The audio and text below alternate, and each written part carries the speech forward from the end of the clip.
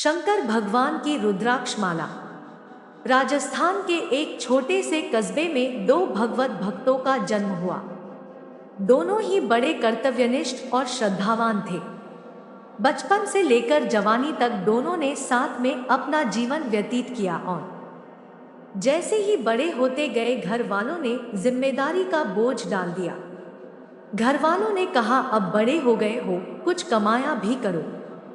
घर वालों की बात मानकर सेवाराम और मोतीराम ने कपड़े बेचने का काम प्रारंभ किया।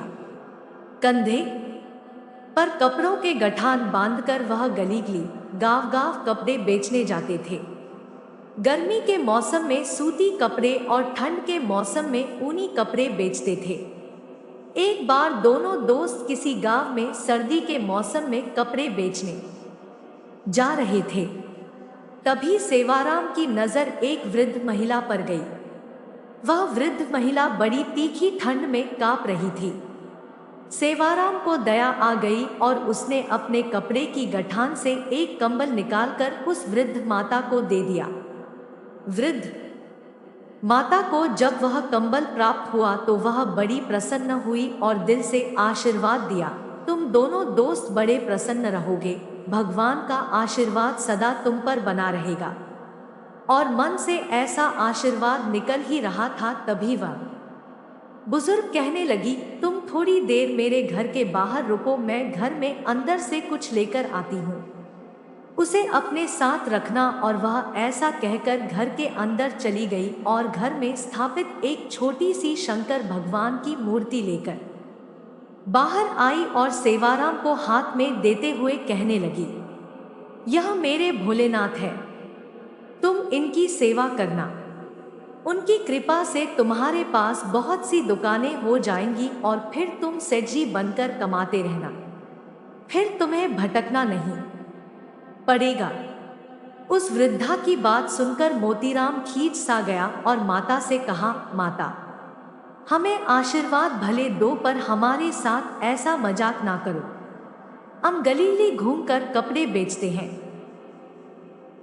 हमारे पास इतना पैसा भी नहीं बचता कि आगे चलकर कोई दुकान खोल सके। वृद्ध माता ने कहा, चिंता मत करो, भगवान भोलेनाथ सब भला करेंगे। और ऐसा कहकर उस वृद्ध माताजी ने वह मूर्ति सेवाराम के हाथों में सौंप दी। सेवाराम बड़ा श्रद्धालु किस्म का इंसान था। वह बहुत प्रसन्न हो गया और उस मूर्ति को अपने साथ अपने घर लेकर आया। दूसरे दिन दोनों व्यापार करने निकले और आज उनको व्यापार में बहुत अधिक धन मिला। धीरे धीरे व्यापार धंधा बढ़ता गया। दोनों ने मिलकर एक साइकिल ले ली। अब वह साइकिल पर सामान बेचने जाए और साइकिल के अगले हिस्से पर भगवान शंकर जी की मूर्ति को रखते थे। लोगों का विश्वास इनके प्रति बढ़ता गया। उन्होंने अपना व्यापार और बढ़ाया और एक दुकान खोल ली। अब दुकान के उद्घाटन पर उन्होंने भगवान शंकर जी की वही मूर्ति स्थापित की। लोग आए और इनसे सामान लेकर जाएं, इनकी महिमा गाए और भगवान शंकर की मूर्ति को प्रणाम करें। अब पहले एक दुकान थी, धीरे धीरे व्यापार बढ़ने लगा। एक दुकान हुई, दूसरी दुकान हुई, तीसरी दुकान हुई और आज उस वृद्ध माता की भविष्यवाणी सच होने लगी, जो कहती थी, मेरे भोले बाबा की कृपा से तुम्हारा व्यापार बढ़ते ही जाएगा। दोनों दोस्त वृद्ध होने लगे। अब कभी कभी सेवाराम दुकान पर आता था और कभी कभी घर ही बैठ जाता था। एक दिन जैसे ही सेवाराम दुकान पर आया, मोतीराम ने कहा, मेरे दोस्त, तुम अब घर मत बैठा करो, मैं तुम्हारे बिना नहीं रह पाता हूँ। सारी उम्र हमने साथ जीवन जिया है और इस वृद्धावस्था में तुम कभी कभी घर बैठ जाते हो तो मेरा मन भी दुकान पर नहीं लगता है। मैं तुमसे प्रार्थना करता हूँ, तुम रोज आया करो, जिससे कि हम दोनों का मन बहलता रहेगा। सेवाराम हंसते हुए कहने लगा, अरे मित्र, आजकल मेरा मन घर के नजदीक बने एक शिवालय में अटक गया है। मैं रोज वहां जाता हूँ और भगवान शंकर जी की सेवा करता हूँ और सेवा करते करते कैसे समय व्यतीत हो जाता है, मुझे इस चीज का भान ही नहीं रहता। पर अगर तुम कह रहे हो तो मैं प्रयास करूंगा रोज आ सकूं। पर एक बात कहूं मोतीराम, तुम चिंता मत किया करो। हमारा व्यापार शुरू से परमात्मा संभालते आए हैं और वह भोलेनाथ आगे भी हमारा व्यापार स्वयं संभालेंगे।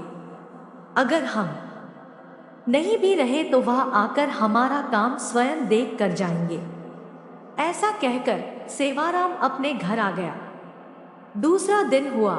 सेवाराम पुनः दुकान पर पहुंचा, पर आज दोपहर के 12 बज चुके थे। मोतीराम ने कहा, मित्र, तुम आज फिर देर से आए, क्या बात हुई? सेवाराम ने कहा, आज मंदिर में थोड़ा पूजा पाठ था, मन वहीं लग गया, इसलिए आ ना सका। समय व्यतीत होता गया। 3-4 महीने निकल गए।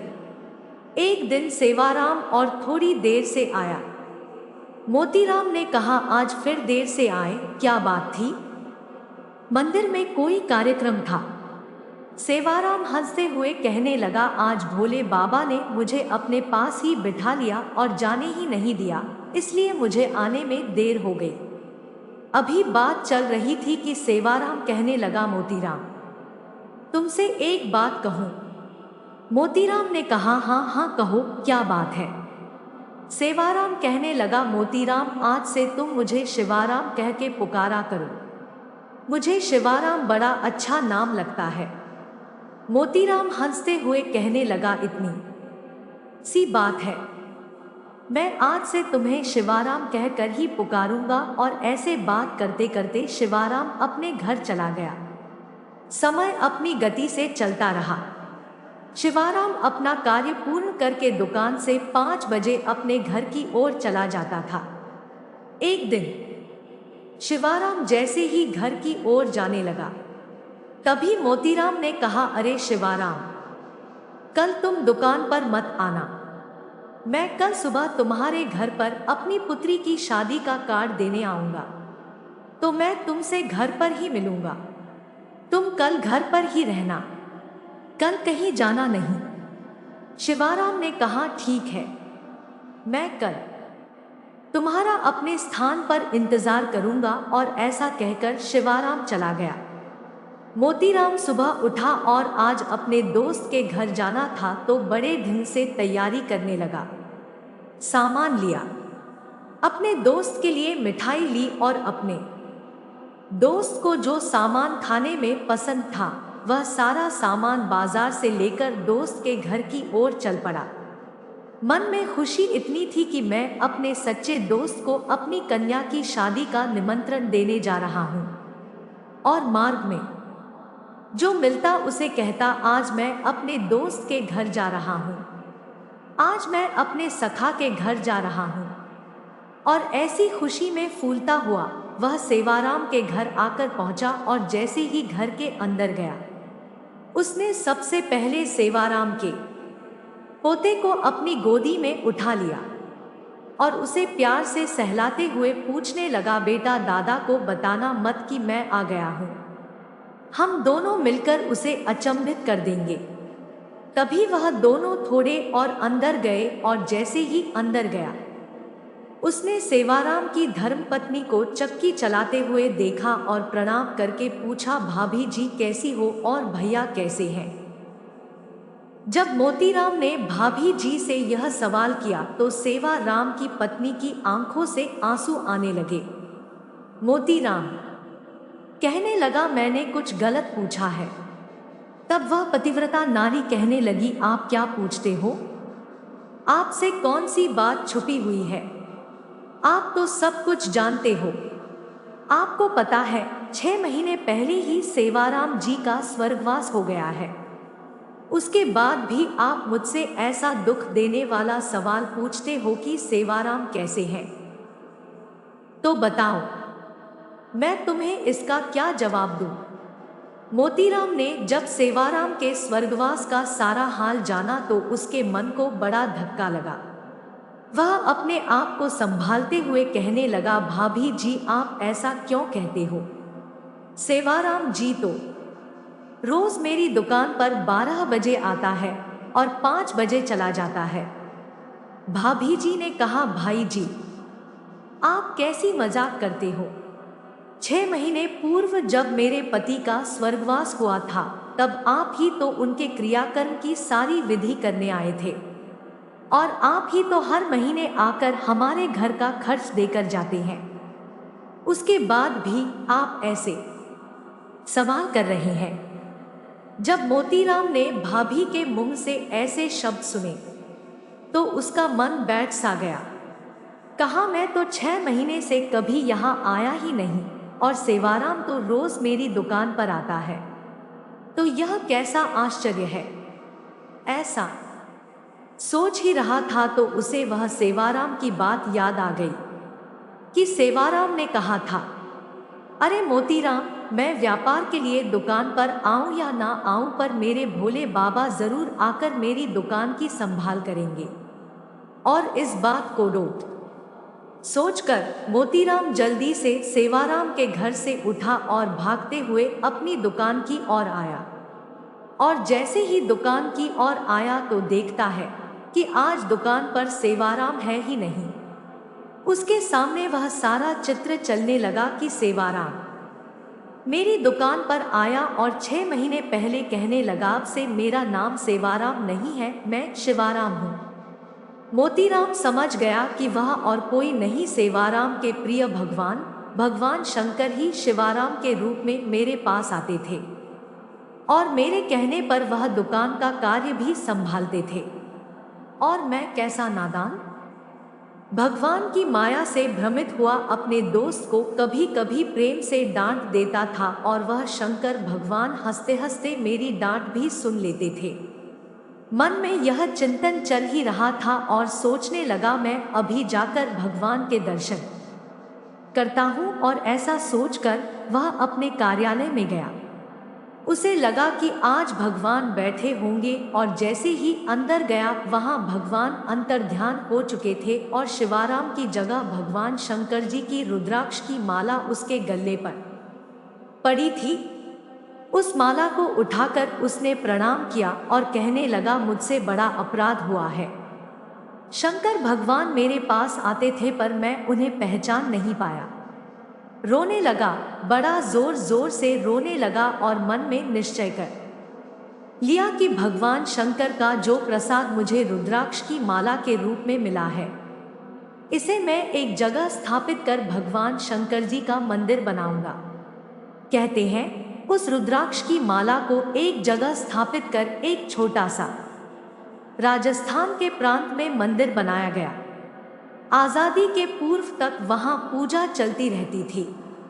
लोग आते थे, पूजा करते थे। कहते हैं कि एक दिन एक जिद्दी अंग्रेज उस मंदिर के बाहर से गुजरा और उसे किसी ने बताया कि यहाँ हिंदू लोग पूजा करने आते हैं, और वह बड़ा नाराज हुआ। अंदर गया और पूछने लगा, किसकी पूजा होती है? किसी ने कहा, यह रुद्राक्ष की माला है जो भगवान शंकर के गले से गिर गई थी, इसे ही स्थापित करके पूजा की जाती है। वह बड़ा जिद्दी था और उसने वहां से वह माला हटवा दी और कहा, मैं इसे जला दूंगा।